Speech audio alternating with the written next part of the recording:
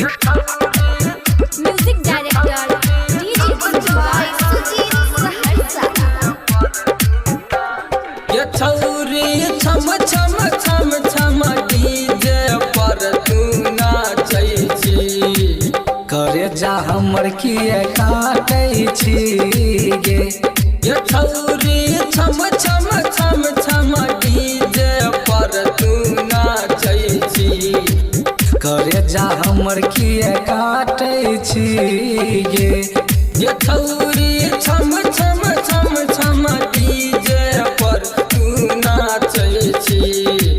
करे जा हमर किया काटै छी गे।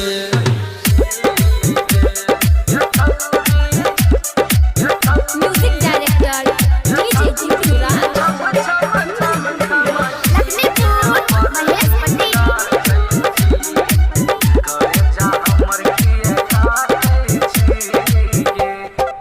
अलही बंगाल से तू नाचे बतिया कहै छियौ हम साचे।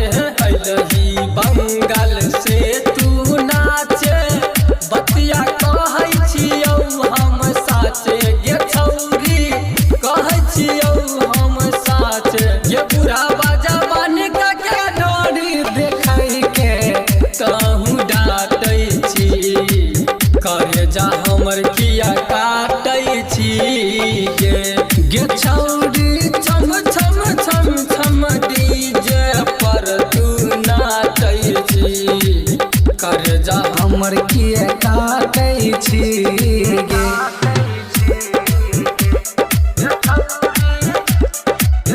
म्यूजिक डायरेक्टर डीजे गुंजबाई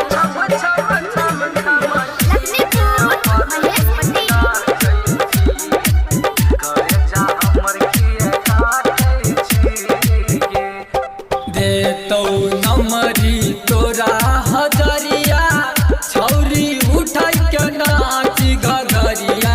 देतौ नमरी तोरा हजरिया छौरी उठै के नाच घघरिया। ये छौरी उठै के नाच घघरिया।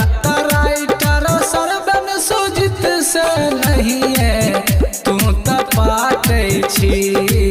करे जा हमर किए काटै छी गे। गे छौरी छम छम छम छम डीजे पर तू नाचै छी। करे जा हमर किए काटै छी गे। वाली